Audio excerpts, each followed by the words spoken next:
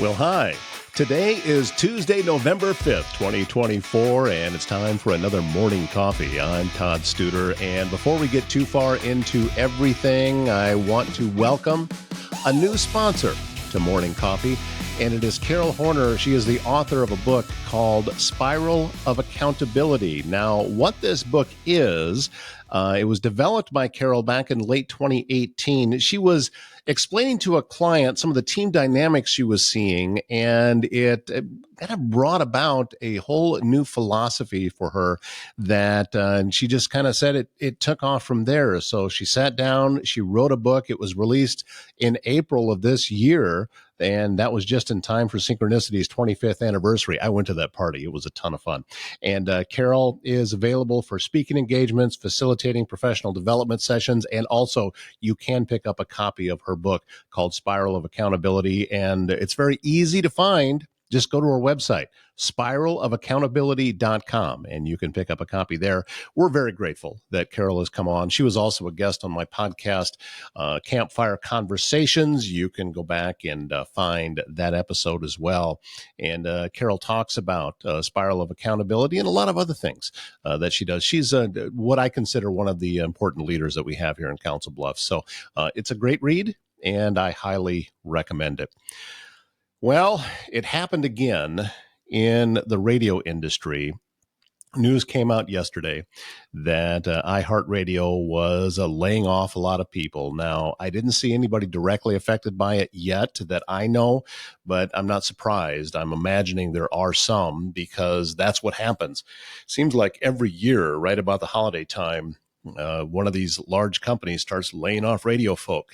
I made my career in the radio industry for 30 years, got out, and I am knocking on wood here on my own studio desk that I'm out for good because it's a volatile industry. And I'm not interested in playing that game anymore. And what I would like to encourage radio people that if you have been affected by this layoff or you have one coming up in the future, because look, I'm talking to some of you in the future, consider getting into podcasting, consider doing what it is that you love to do on your own terms.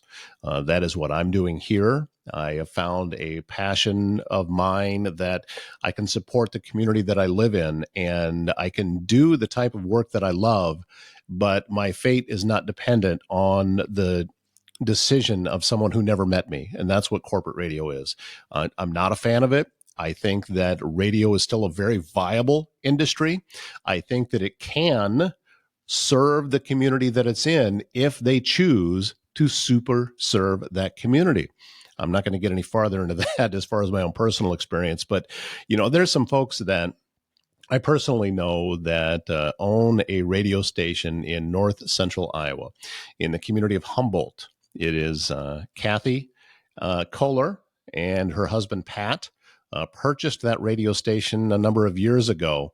And here's what I can tell you. Number one, they are very stable in the community. Number two, they are doing local radio the way I remember local radio being done back in 30 years ago when I first got into it. Serving the community that you're in, being a voice for the community that you're in. And it's KHBT. They call themselves the Bolt. They're at 97.7 if you're ever up in that area. It's not a super strong signal. It does hit all of Humboldt County and goes a little bit south and gets into Fort Dodge pretty well. It's done very, very well. And I think that they should be a model for what radio can be.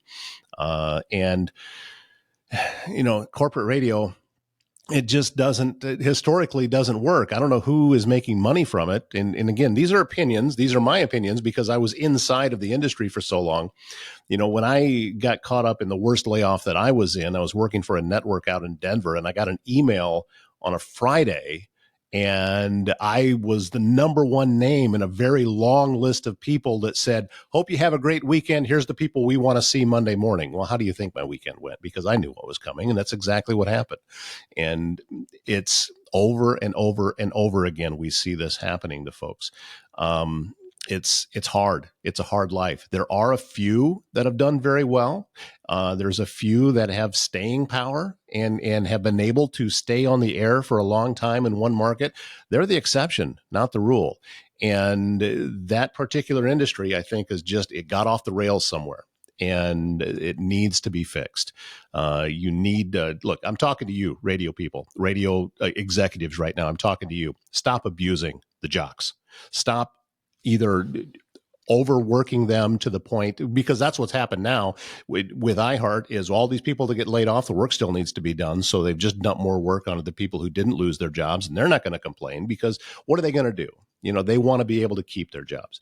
So I'm getting kind of on a soapbox here, because this is something I'm very, very passionate about. Stop abusing your jocks. Pay them a decent wage and put together a business model that works. Stop doing what you're doing, because what you're doing does not work. Just quit it. And again, that's just me with my little soapbox. Okay, let's climb down off of that for a while and get to the heart of what this show is all about. Maybe something a little less intense. How about that on an election Tuesday? I had an opportunity to visit very, very recently with a good friend of mine and somebody that does some great work here in Council Bluffs. She's with the Optimist Club, and her name is Rachel Schott. And let's take you over to that interview now. Joining us now on Morning Coffee, Rachel Schott, president of the Optimist Club in Council Bluffs. Good morning, Rachel. You know you're one of my favorite people, right? Well, obviously, you're one of mine. That's why I'm doing it. Good morning. How are you? I am doing great. What's the latest at the Optimist Club? You guys have a great group. I keep running into members all over town. So what's going on? Well, first and foremost, the Optimist Club is a community organization that's been around for over 150 years. We just celebrated the Optimist International 150th celebration. So our local chapter has been around since about the 60s, beginning of the 60s. This is my second term as president. And we are very excited. We have some very big hitters, if you will, some former business owners, current business owners that are involved in the community. And we are just getting ready to ramp up for our youth appreciation event. Is going to take place next Thursday on November 7th. It's a program. It's an awards ceremony with middle school students. So we have 4 schools that are participating. The first, Kern Middle School, Lewis Central Middle School, St. Albert Catholic Schools, and then also Wilson Middle School. So each one of the 7th and 8th graders has the opportunity to be nominated for this award. And the teachers select them based on morale, academics, community involvement, engagement with other students, and it's a great opportunity for us to showcase the achievements of these kids. So we're excited for it. That will be coming up just in a week from now. So, is this a ticketed event? Is this something that you're inviting folks to, or is it just kind of a private thing? Yes and yes. No, okay. There's no tickets. No tickets for it. It's open to the public. We, as a community nonprofit organization, want to make sure that everybody is invited. It's a very inclusive environment. We'll have ASL sign interpreters there. We basically kick off. For the first time this year, we're doing a panel of speakers. Typically in the past, what we've done is a celebrity speaker that will do motivational speaking. Last year, we were able to have a Paralympian was our speaker for our group last year. And this year, because of the initiatives and the changes that we're doing as a club, we wanted to kind of flip the script. So we are going to be hearing from some local heroes, if you will, and also some motivational and inspirational folks. So we're going to have 4 speakers. Everybody's welcome to come. It's going to be at Abraham Lincoln High School. They've been a generous sponsor for us last year. This is the second year doing it there. And then we'll do the awards ceremony and have some light donated refreshments from Hy-Vee. Shout out to Hy-Vee for cookies. I think that what you're talking about with bringing in local people and folks that have already, achieved something down that path, and then a young person can look at them, and it's a lot easier, I think, for them to relate to that person. Wouldn't you agree? Right. Yeah, absolutely. And that's the thing that we've noticed. So one of the biggest initiatives of my presidency in this club is that we historically we've had really fantastic programs that we've run and we've contributed back to the community. But we really did not look at some of the different pockets of children and youth in our community that are maybe not seen. So while it's been wonderful to hear from athletes over the course of the years, we realize that what success looks like is a lot different for children nowadays. A lot of the kids and the youth that we're interacting with now have either come from a different background or have a different home life than most typically. And so we want to make sure that we are embracing and creating an inclusive environment for kids that are maybe artistic or are wanting to be entrepreneurs or wanting to be in tech or in trade and all of those things versus just what that form of success looks like. So we were very selective on who we picked for this year. You could have joined a lot of different organizations back when you decided that the Optimist Club was right for you. What was part of that was going through your mind when you looked at it and you said, you know what, this is the best fit for me? Well, if you want an honest answer. Sure, give me an honest answer. We do free breakfast. I'm a fan of free breakfast. So we meet every Thursday morning. Originally, when I came to the Optimist Club, I had been invited to great organizations like Rotary, Kiwanis, all those different types of things.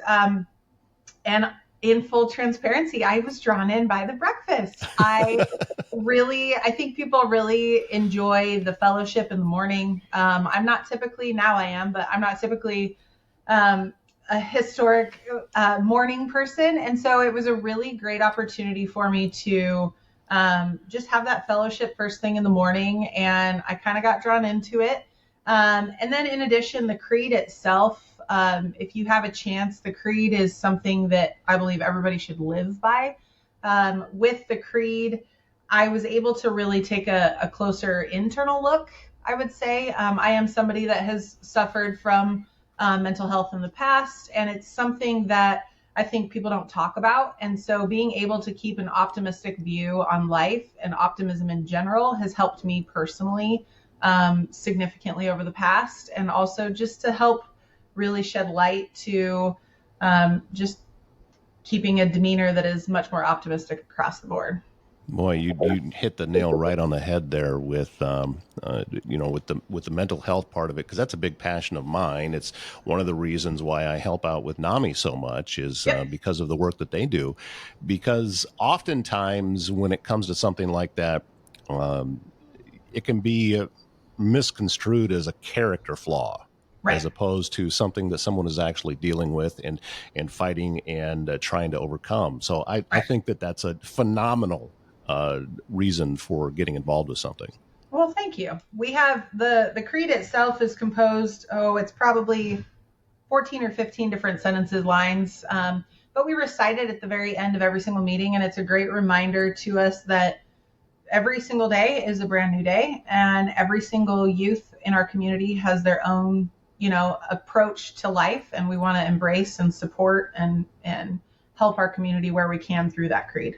And I think also, and again, we didn't pre-interview for this, so the conversation just kind of goes where it goes. But every one of those young people, they have their own path to walk.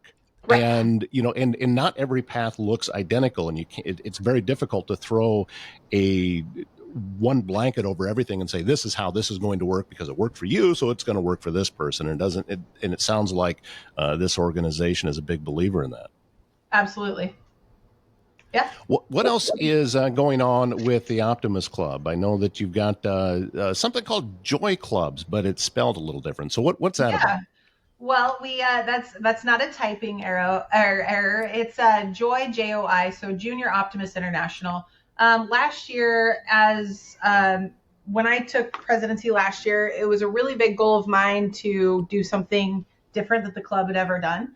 And we previously have had Joy Clubs in the past, but we realized that, kids typically, they start something and they get bored with it, or they age out, or, different situations like that. So Joy Club, we created last year. It's an all-city Joy Club.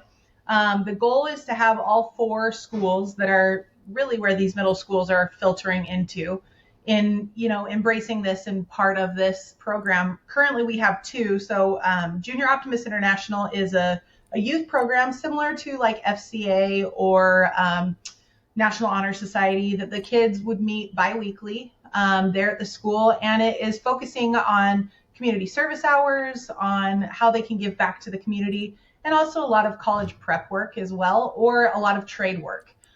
Because again, that vision of what success looks like is that lens is shifting as times shift. And so we created the Joy Club really as healthy competition. You know me personally, and anything with a competition, I'm probably going to get behind.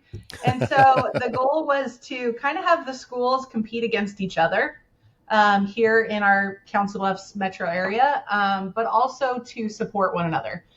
So our club is ultimately kind of the parent of this Joy Club, of each one of them. And then each one of them has their own autonomy. They run their own fundraising. They have their own president, their own treasurer, everything else with it. And so we're really there to create an environment that the kids can take initiative to start something, to execute it. Right now we have Abraham Lincoln High School is one of them, and Thomas Jefferson High School is the other. We met with St. Albert last year, and hopefully they'll join us this year, as well as Lewis Central. But those two they hit the ground running. Thomas Jefferson, a huge shout out to their teacher that is helping with that, because they were asking for more time over the summertime to meet. They've done parking lot cleanups. They're doing, for prom, they did some tailoring and things for kids that didn't have means in order to do that. So they've been doing a really fantastic job with those two organizations. And that's something that the community can continue to support, because we want these kids from the middle school program to age into these high school programs, and then also to assist them on the college level, give scholarships and those types of things. Before we wrap things up, Rachel, if someone is listening or watching and has an interest in learning more about the Optimist Club or how they can help out, what's the avenue to do that? So optimistically, we meet at the funeral home every Thursday morning. We have a very generous sponsor. Hoy Kilnowski sponsors our meeting space and breakfast every single week. So you could join us on Thursday mornings at 7:00. It's located just over by, what street is it off of? I think it's 16th. Yeah, it's up North 16th, yes. Yeah, North 16th. I should know that address. North 16th. But Thursday mornings, we meet every single Thursday. If you wanted to email, you could always email. The email address is CB Optimist Club. So C for Council, B for Bluffs, Optimist Club @gmail.com. But really we are excited to become more involved in the community. We are one of the best kept hidden secrets, I would say. A lot of people know of the other organizations like Rotary. Everybody's got the same end result, or end goal, I should say. We are kind of the silent one that sneaks in and does a lot that people are unaware of. So we're really excited to be part of it. We hope people will join us next week, and we're here to support our community wherever we can as well. And one more time, youth appreciation, quick details on that if folks want to be able to attend. Yeah, youth appreciation, Abraham Lincoln High School starts at 5:30. It goes till 7:00 for all four of the surrounding middle schools. We'll have professional photographer, guest speakers, everything else. Abraham Lincoln off 1205 Bonham, I think it is, street in Council Bluffs. She is Rachel Schott, and president of the Optimist Club in Council Bluffs. And when I'm making a list of the coolest people I know, she's right at the top of the list. Thank you so much for being a part of this program this morning. And don't be a stranger. Welcome back anytime. Thank you for having me. I appreciate it. What a great organization, and great folks that are involved with the Optimist Club in Council Bluffs. They do some wonderful work. And that's just one of the organizations that are doing great things for young people here in Council Bluffs. So thank you for all of the volunteer work that you folks put in. And I meant it. I'm hoping that Rachel won't be a stranger. And we get to talk more about the Optimist Club here on Morning Coffee.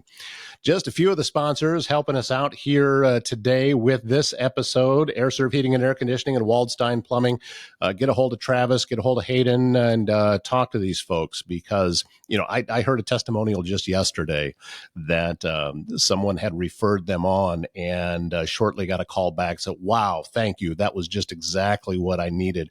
And it boils down to integrity, and that's what the Waldstein family believes in, and that's what is going on at Air Serv Heating and Air Conditioning and Waldstein Plumbing. Also, George Ivanoff with the Best Wrestler. Again, more integrity. I find that there is a lot of it all throughout Southwest Iowa. There's something that you talk about Midwest pride and being from the Midwest and just what that means. George Ivanoff, grew up the bulk of his childhood in Bulgaria, but when he came over here, I think there's a reason that he stayed because he fits right in with everything that was already happening here. And George is doing tremendous work at the Best Wrestler, helping kids achieve their very best. And that's his tagline on anything that he puts out on social media. It's be the best. And the rest of that is be the best you have available to you. If you do that, you're going to succeed regardless of what the outcome may be of whatever it is that you're competing at. So again, thebestwrestler.com. If you have a young person interested in wrestling, that's the club you want to get involved with. Also helping us out, Prairie and Pine Real Estate Group with Keller Williams Greater Omaha. That's Mackenzie Shelton, who is my guest on the latest Campfire Conversations. You can find that on the platform that you're watching this show on. We just released it yesterday. So you can hear all about Mackenzie's story and about what's going on locally in the real estate market. And she's with offices in Council Bluffs, Omaha, and Lincoln. She's got her finger on the pulse of everything going on. So a great source of to be able to help out. And also, don't forget Foxco Fabrication. That is Rick Graybill, and foxcofab.com is his website. Now is a great time to start planning for that holidays if you would like to get some work done. Look, Rick's a busy guy, and you got to get the orders in. So if you're thinking, I'm thinking, a good family sign that, maybe if you have an acreage and something that you can put up outside, he can do great work with some pretty impressive pieces of metal, get the whole thing powder coated for you, and it really look nice. So that's just one of the services that he offers. Go to foxcofab.com, take a look around his website, and see everything that it is that he does. We're grateful for all of them. And we're looking forward to a continuing relationship and continue to bring you programming that affects us here locally. And that's the goal. So if you have a nonprofit or an organization that works within the community, I'd love to hear from you, and we'd love to have you on the program. Send me an email, toddstuder@gmail.com, and I will get that information out, and we'll have you on. And we can sit and we can talk and learn a little bit more about what it is that you do. Maybe you've got a special event coming up, and we'd love to hear about that. So again, toddstuder@gmail.com is my email address. That's going to wrap up this edition of Morning Coffee. Thank you so much for being a part of things, and thank you for my passionate rant a little bit earlier about the radio industry. It's hard. It's hard when folks lose their jobs. So if you got caught up in that, my heart goes out to you. I've walked that path. So again, if you want more information about what it takes to get into podcasting, you send me that email, and I would be very, very happy to tell you the path that I took, tell you the path that, Jamie Grout took over in Newton. We've talked about him several times, and what it is that this particular avenue might be able to do for you and might be able to get you out of that loop. So go ahead and send me that email. All right, that's going to wrap it up. Have a wonderful and safe Tuesday, and I look forward to seeing you again tomorrow morning. My name's Todd Studer. Have a great day.